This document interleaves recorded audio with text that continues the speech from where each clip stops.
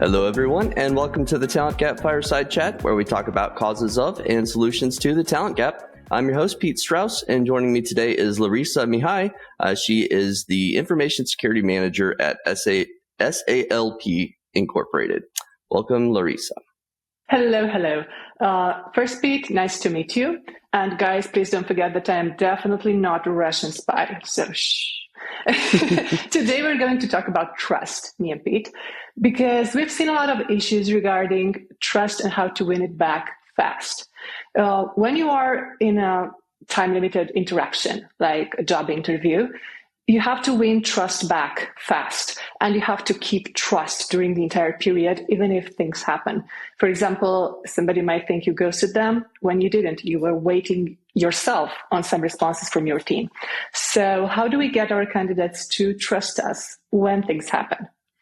The easiest way is to be very, very open about what happened and try to maintain a good communication process, even if nothing is really going on your side. So even if you don't have a 2-week answer for them, just tell them, I'm sorry, I don't really have an answer for now, but who knows? And when you actually lost trust, the easiest way is, again, to be open. They might not respond at your first communication, but you can ask the traditional, do you still want to do this? This job would be a really nice fit. I know some things happen, but then again, come on, let's see if we can mend this. Trying to hook them back in is usually a very easy way to win trust. So, Pete, what do you say about this? Yeah, no, that's great. No. I mean, I think it's there is an element of sales in the recruiting and the hiring process from both the candidate side. Obviously, you're trying to sell yourself to a company, but also I think ideally from the company side, they should be trying to sell themselves and their culture to the candidate. One misstep that I see a lot of hiring managers make is they'll say, oh, well, they should want to work here. They should know how awesome we are without actually relaying that information. So, it's hard for candidates on the other side not having worked at your company to know if it's, truly a good place to work. So I think there's kind of a two-way sale going on there. But like you said, absolutely trust is important, because once you lose that trust early on in the recruiting process, it's so hard to get back. And it's so hard to get somebody all the way through the process to start if you've lost trust with them up until that point. Another thing that kind of goes into trust is when a recruiter presents a job and they start saying, people love to work here.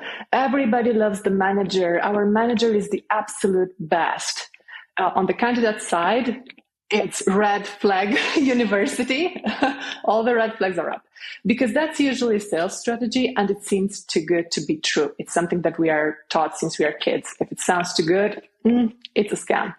So whenever somebody presents to your workplace, if they sprinkle in something that is true, is not that bad, but it's not also ideal, then the candidate will be more inclined to believe that the rest is actually the truth.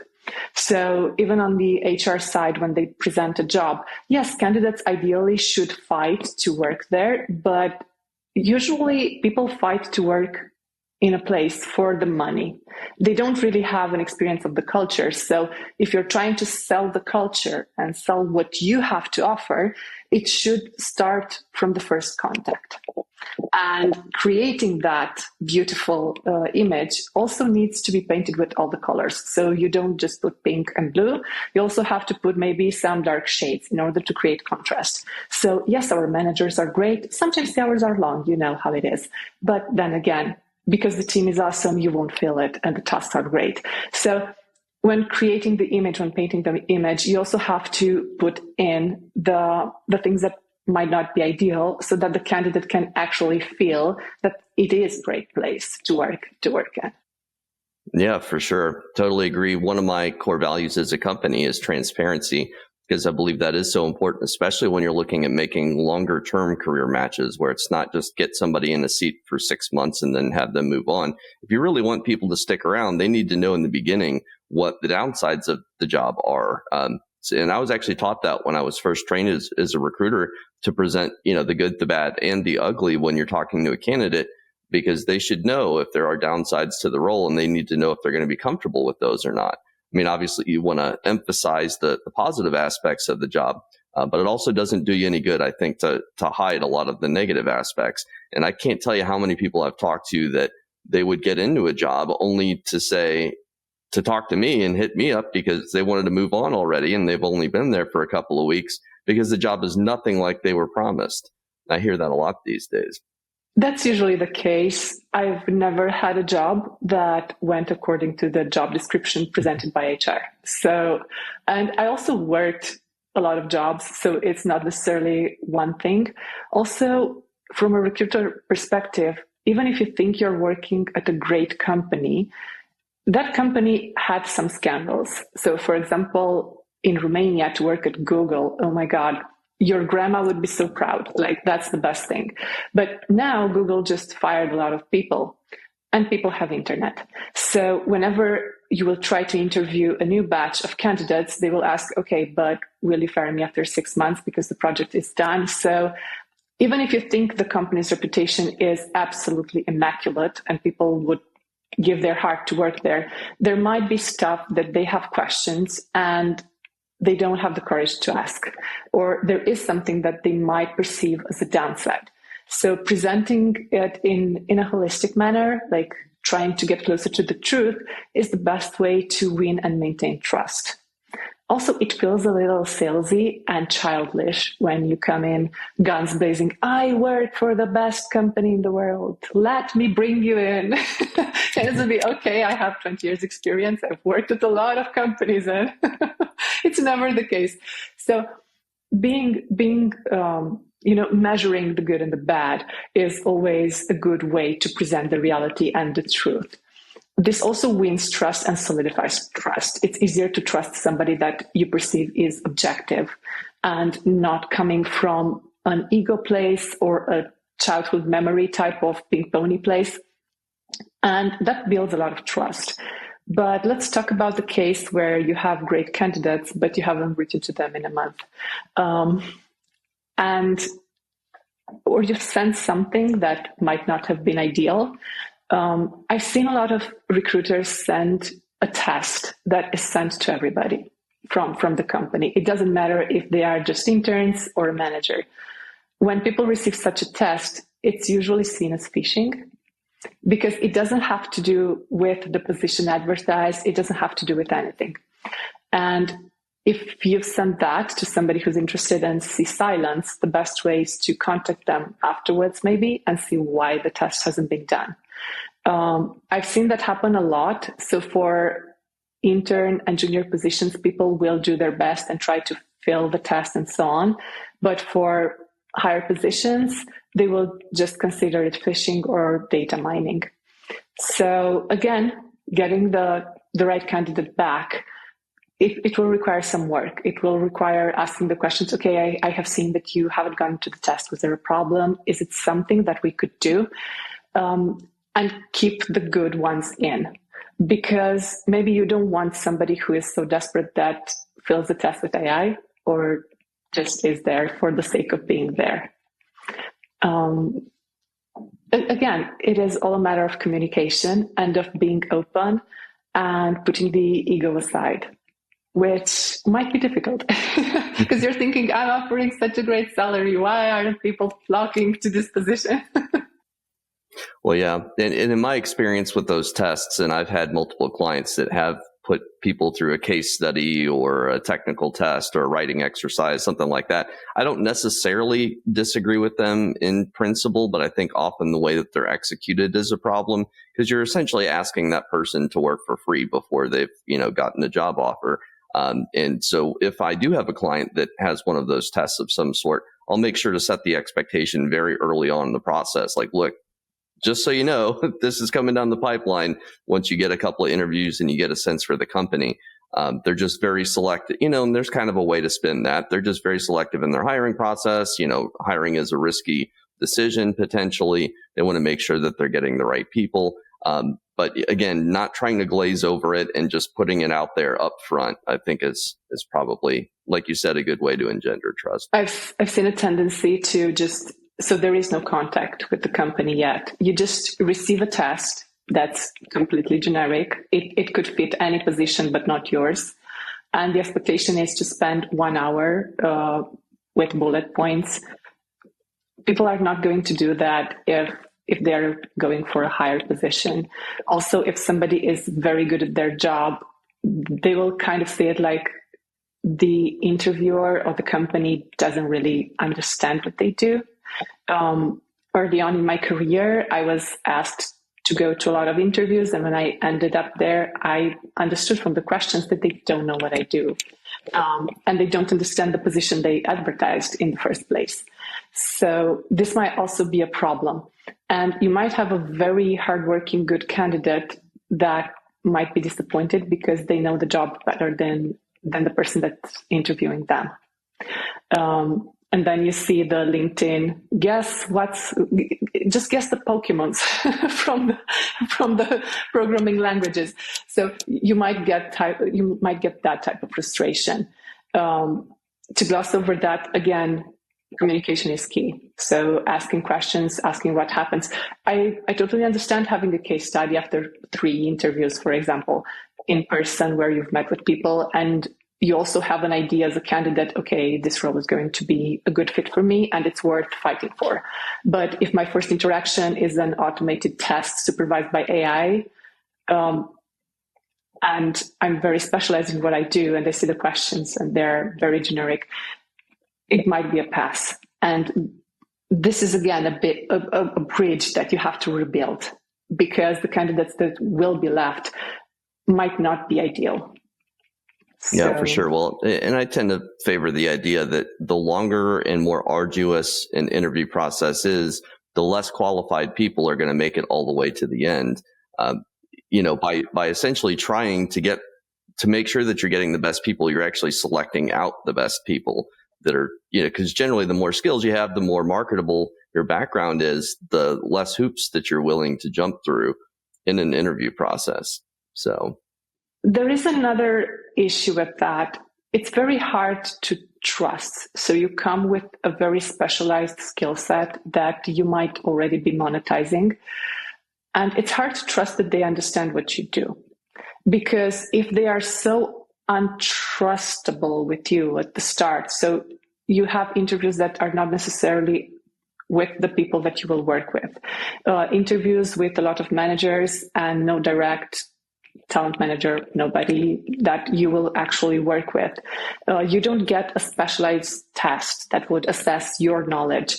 Of course, you lose as a candidate some trust in the company, and you might see it as, okay, they don't know what they're doing, so it will be a very difficult position to be in because I will have to explain myself every step of the way. And maybe that's exactly what I'm trying to get away from. This is why when you are reaching the 6th interview, if you're trying to do that to a very specialized engineer, they will tap out. Because they will think if they are so unsure after 3 interviews with me, it won't be a comfortable position for me to be in. I will always have to justify every email that I write, every decision that I want to make. So that's also an interesting way to look at things and maybe communicate better why the process is as it is. Because I understand if it's something very sensitive, if it's a very small company and everybody wants to be the new guy, I get it. But at some point, there has to be a stop and some trust offered back to the candidate. Yeah, the trust is a two-way street for sure. And, when you're hiring somebody, there is some inherent risk involved. And I think a lot of hiring managers are just trying to reduce risk as much as they possibly can. But at the end of the day, you have to have enough trust that you're making a good decision.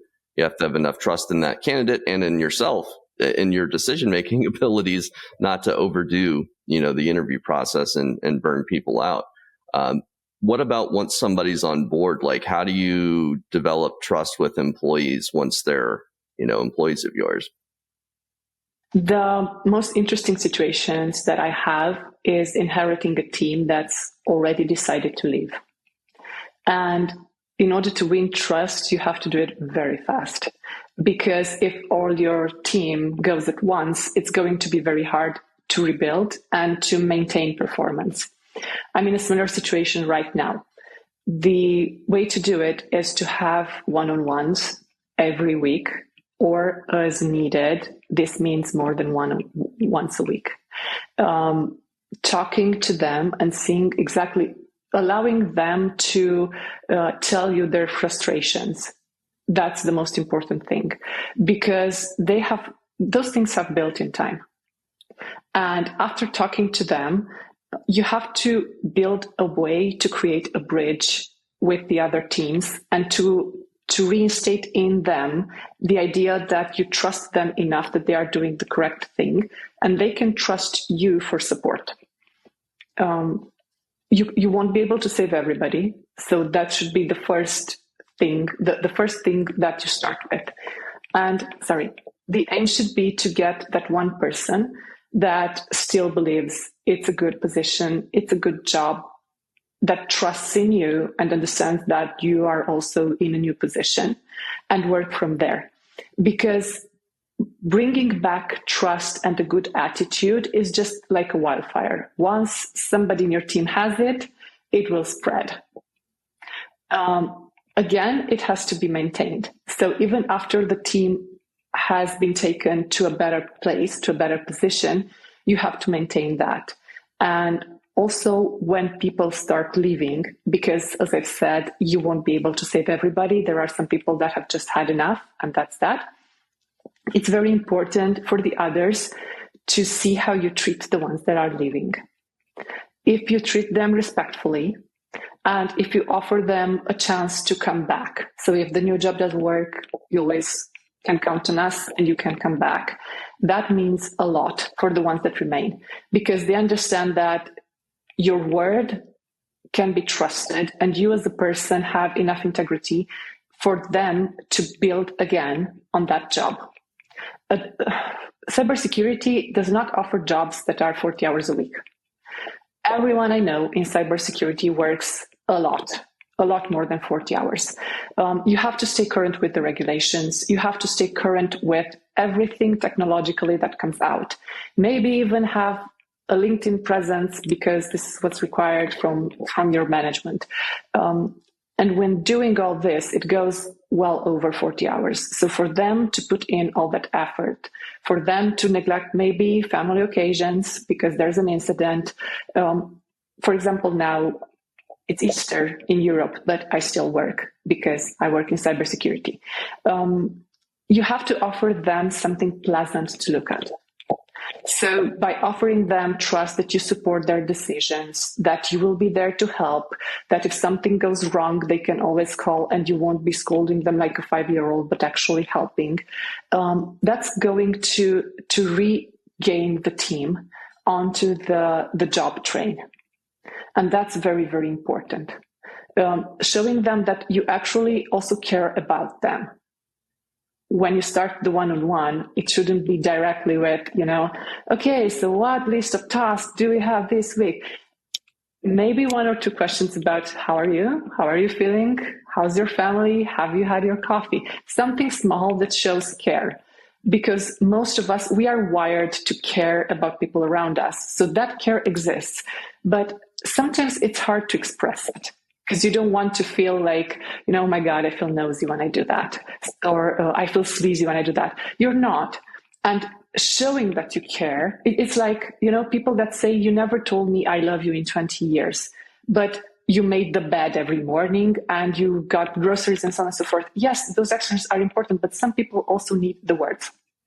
So when you say the words, it means a lot.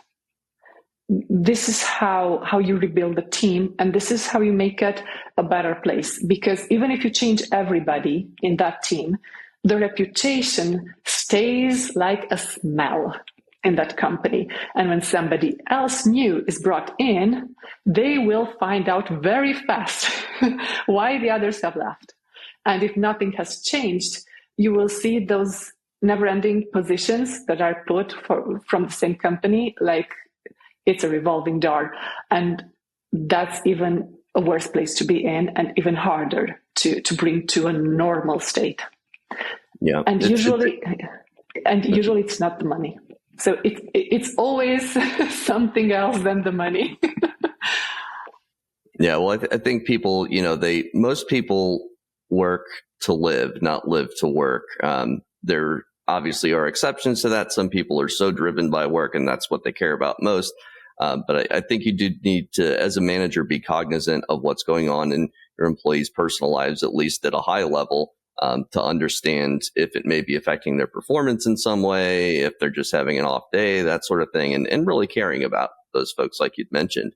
And it's interesting you mentioned that it seems like once one person leaves, then other people tend to leave, and it's kind of like an avalanche that starts. I've been on the other side of that as a recruiter, because I would find that one team in a given company that's a competitor of one of my clients, that team is unhappy, so I'd pull one person, then I'd pull two people, then I'd pull 3 and 4 people, and before they know it, their whole team is gone.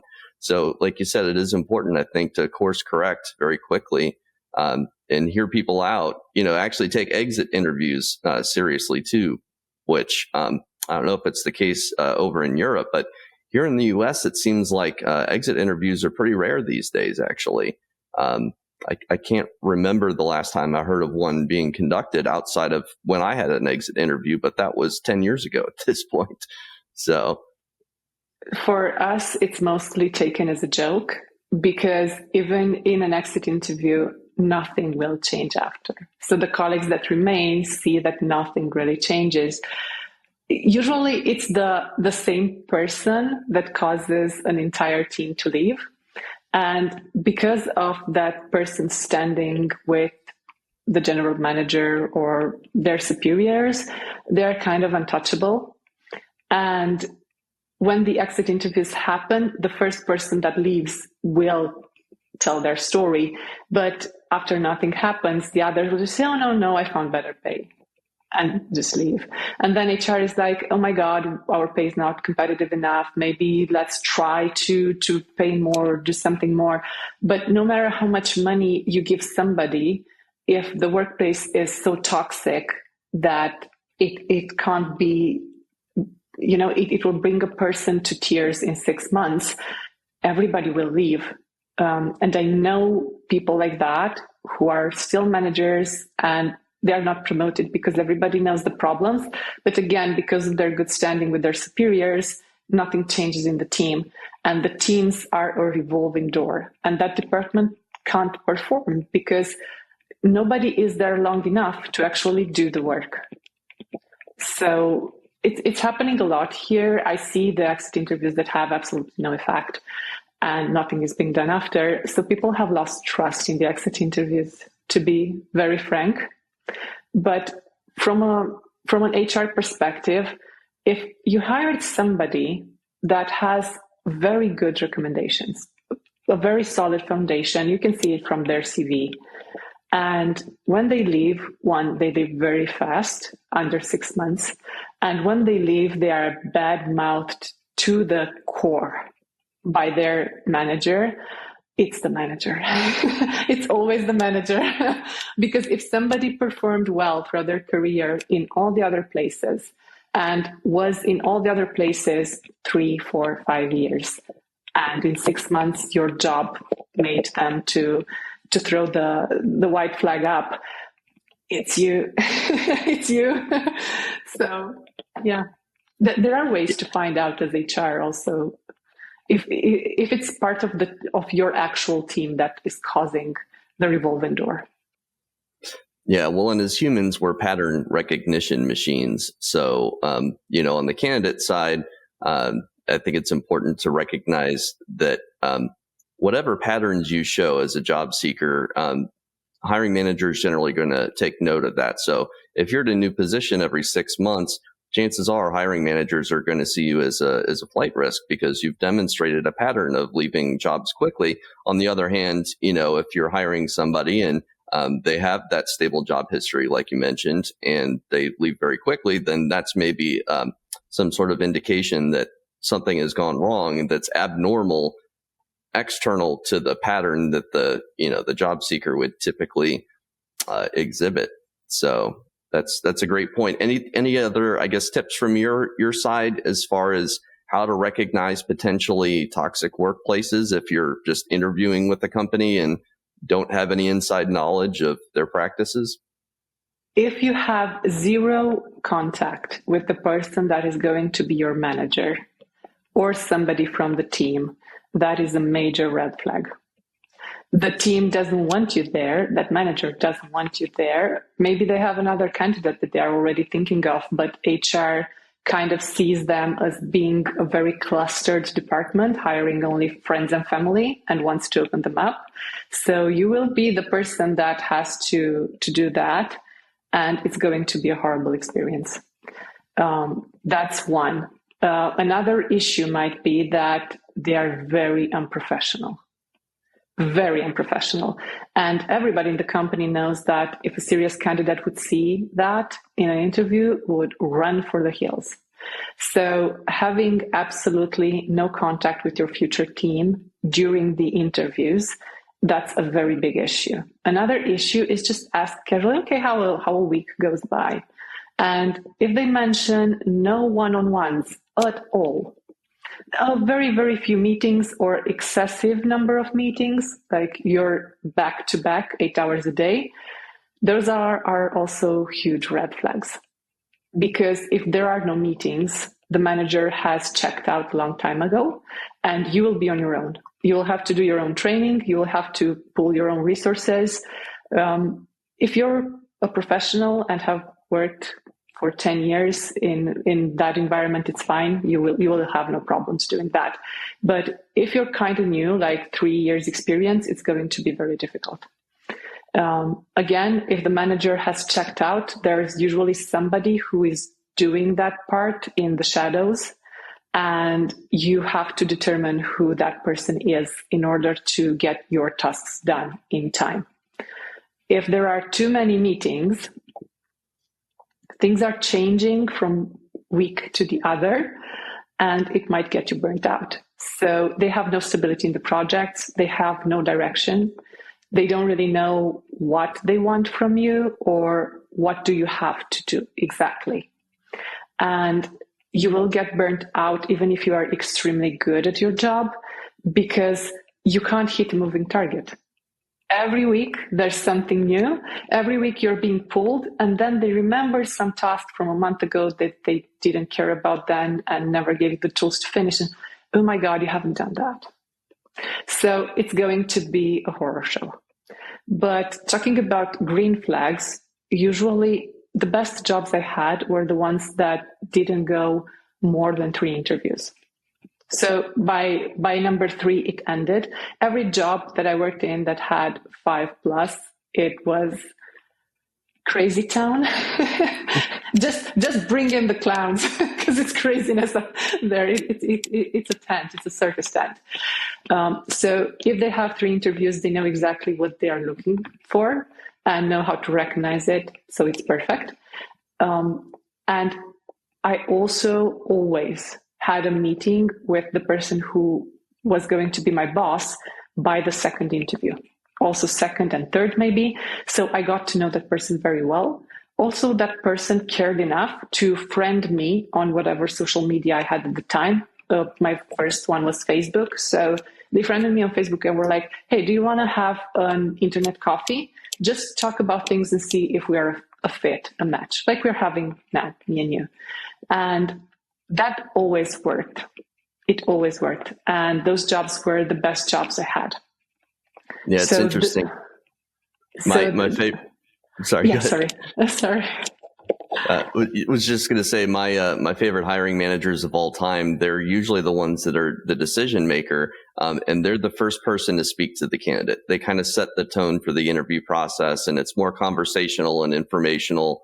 And they're just having a conversation. They're not grilling the candidate. They just really want the candidate to get a good feel for what their company's like. And then usually they'll delegate to their team to suss out technical ability and things like that. I actually prefer that order of operations because, like you said, that candidate gets a good sense that, hey, they really value me and my time and, my potential contributions to the team. If the decision maker is willing to talk to me first and not have his team potentially screen me out before he has a chance to speak to me or she has a chance to speak to me. So those little touches, I think, matter a lot to folks on the candidate side. Yes, and this is my experience, so jobs that I've actually been in, because when I saw 5+ interviews, the company was really nice. I mean, it would have looked amazing on my CV, and I thought, okay, let's give it a chance, let's push through, let's not be that person. And I did, and I took the job, and it was instant regret. And that happened 2 times in a row. And from then on, I've said to myself, okay, if it's going after 3 interviews, it's clear that they don't know what they're looking for. They don't understand what I do. And I don't even know if they have a need for me in that company. And at this point in my career, I can afford to choose the jobs that I work and be in places where I'm actually needed and I can make a huge difference. Because I'm a workhorse, I love to work, it's what I do. I don't care to be in a place just to look pretty. So for me, that's also important. What happened sorry. I was just going to ask, so looking back on that, number of interview rounds was a red flag to you, or it is at least in hindsight. Were there any other things that you could have picked up on that were red flags for those jobs that you took that you didn't end up enjoying? I couldn't have picked anything else because I've become more diligent as time went by, and I have a list, let's call them, of rules, and everything else was checked. I don't tell people beforehand, it's just something that I do, and everything else was checked. So I met with the person who was going to be my manager. I've asked, how is the day going to go? How is the week going to go? What would be my exact responsibility? So not job description, like what do I actually do in your department? Do I have people under me that I have to manage? Do I have to train them? How good are they? Can I meet them before? Because I would feel horrible for somebody to just hire a manager for me and I never met them. So could I have a meeting with them? So all those were checked. But this was always the common theme, a huge number of interviews. And when I landed the job, for the first 3 weeks, nobody talked to me. I received my laptop and I was asking every morning, like, do we have a meeting with the team? Or do we have something? So I had no meetings for 3 weeks, nothing. I was getting paid, can't complain, but nothing for 3 weeks. And after that, they sort of panicked. And I was starting to be included in some of the meetings, but not everything that I should have. And then, of course, audit season hit. And because I have a lot of experience, I handled audit season really well. But again, it was absolutely comical how it went. And this is why I tend to have a preference for 3 rounds of interviews. That's the max. The best jobs I had were 2. So I had one with HR and one with my future boss.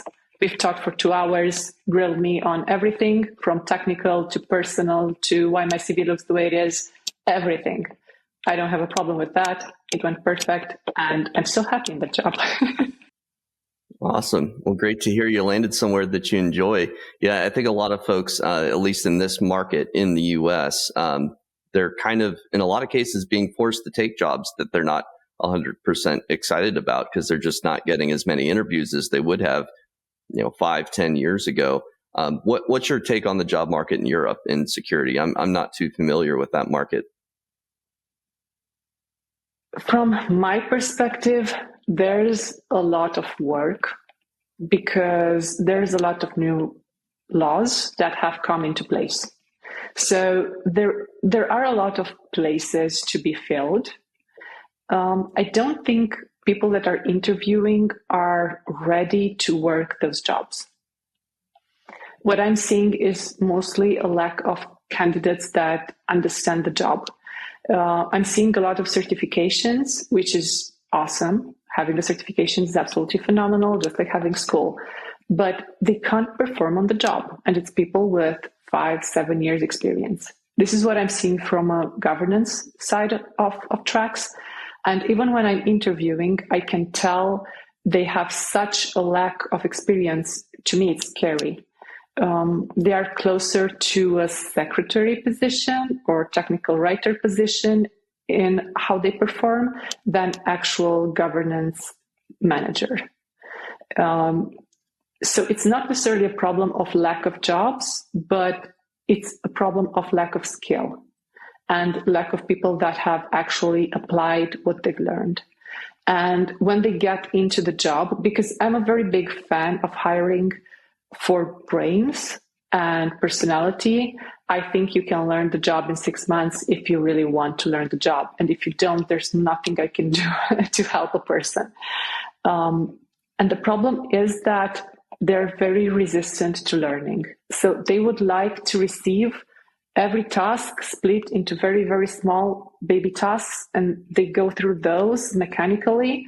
And if, God forbid, something changes and they have to change something, it's an entire meltdown that I have a one-on-one on.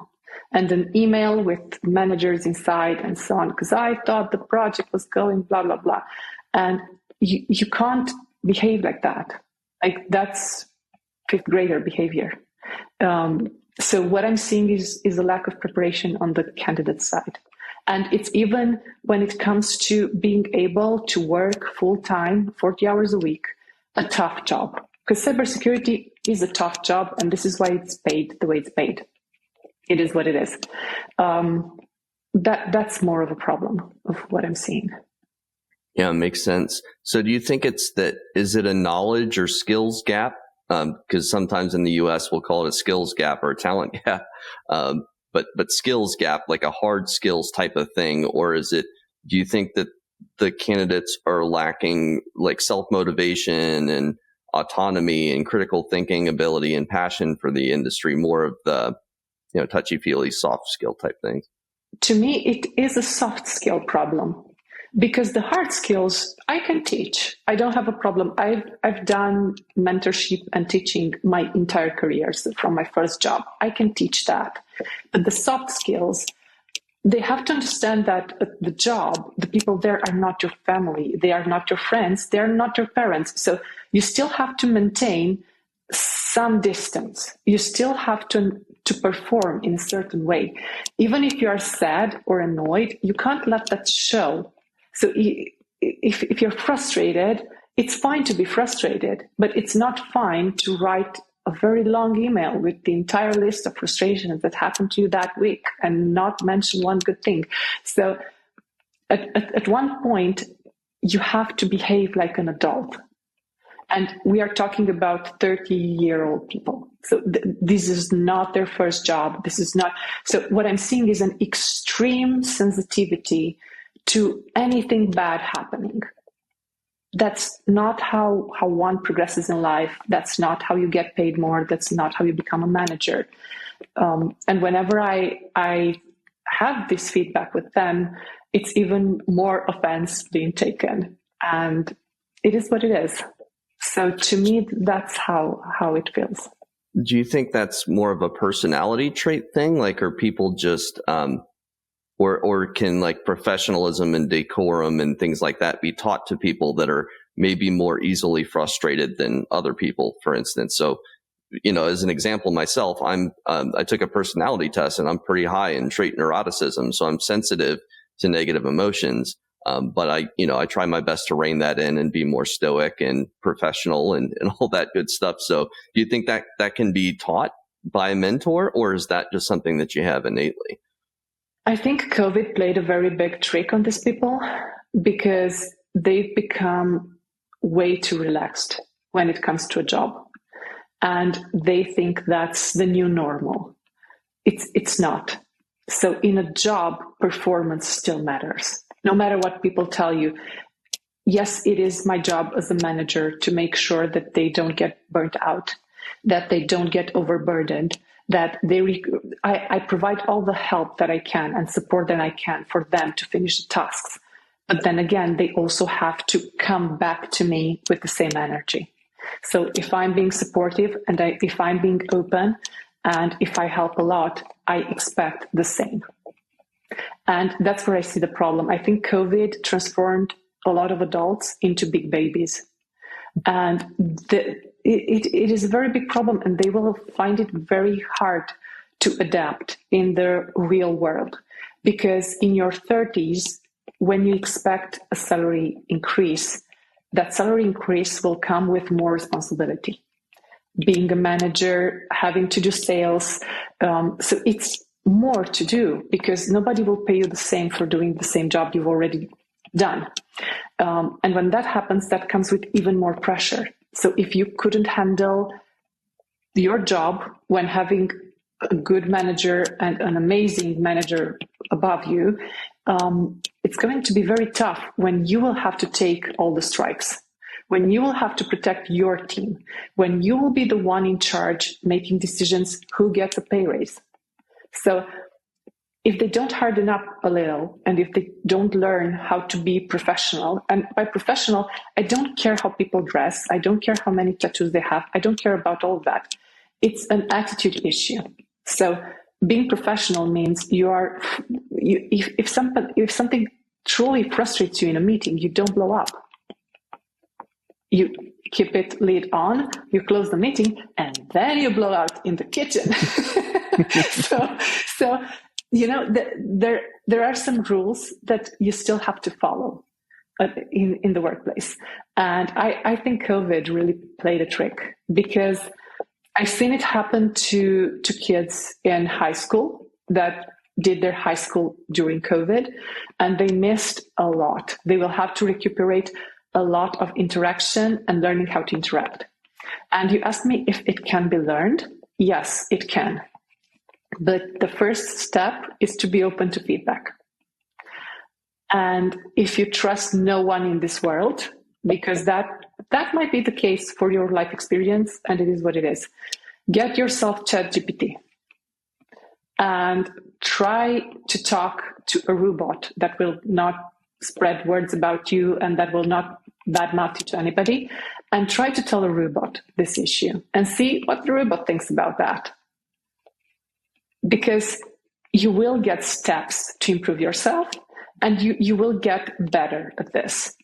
It doesn't take long to learn a soft skill. The problem is you have to put it in practice, and you have to remember to practice it even when it's extremely uncomfortable. So the trick with soft skills is just applying, learning how to be resistant, and it gets easier. So you don't have to think that day one is going to be day one forever. It's going to be day one only then. And then it's going to get easier and better. Yeah, well, and at least here in the US, there's an increasing amount of return to office happening. So people that got used to remote jobs and not having to act in certain ways in the office, now they're, it's a shock to the system, like you said, coming out of COVID. And I anticipate that trend's probably going to continue for the next 5-10 years. And I think eventually we may get to a point where there's more remote work again, but it's going to require a lot of these long-term office leases to expire before that happens for a lot of these larger companies. And in the meantime, a lot of learning to be done. Well, we're actually coming up on time here, so I wanted to make sure we ask you the one last question. Is there anything that we're not talking about in the industry, but we should be, especially as it relates to hiring? Yes, mental illness and neurodiversity. So when you're hiring engineers or technical people, expecting them to be bubbly and happy is not something normal. And usually the better the engineer, the more on the spectrum he is. It's usually a man, so this is why I'm using he. And I don't think people are prepared to understand that you can be professional without being the clown of the office. And some people require long periods of silence in order to focus. So trying to break their day into a million meetings will lead to them being so frustrated that they will quit. Again, when you're hiring a very good engineer, chances are they are on the spectrum for something. Maybe autism, that's usually the color that they paint in. So expecting them to be very happy, expecting them to be very open in an interview is unrealistic. And I've seen that a lot from a lot of HR people especially, but also from some teams. They are under the impression that they are hiring a friend and not a colleague. That's not a friend we're getting. We're getting a hand to help. So maybe we should test if personality fits. So if they are calm enough and if they can resist the frustration enough to do the task, but focus on skills and if they can do the job. Absolutely. Yeah. And I think a lot of hiring managers tend to default to, I'm just going to hire a clone of myself or a clone of my team, because we know for sure that, that person is going to fit in with the existing team because they're so similar. But you can also have complementary personalities. Some people may prefer to present in meetings. Other people may prefer to be quiet, and that's okay. I think it is a mistake to, yes, you have to have some baseline level of requirements for your whole team. And attendance to meetings might be one of those things, but I don't think you should treat each individual the exact same because everybody's unique in some way. Obviously, making sure that everybody's professional at some level too, though. That's your point from earlier. Well, that's a great point, and appreciate your time, Larisa. If people want to reach out to you, what's the best way to do so? LinkedIn. That's where I'm at. If you see any other profile, I've just made it and I'm not there, so it's not worth writing. Sounds good. Well, thanks for your time, and thanks, everybody. Thank you. Bye-bye. All right. Bye-bye. Hello, everyone, and thanks for tuning in to this episode of the Talent Gap Fireside Chat. Don't forget to follow our page on LinkedIn and like and subscribe on Spotify and YouTube. Hit that notification bell to be notified when we drop a new episode. New episodes air every Friday at 4 p.m. Eastern.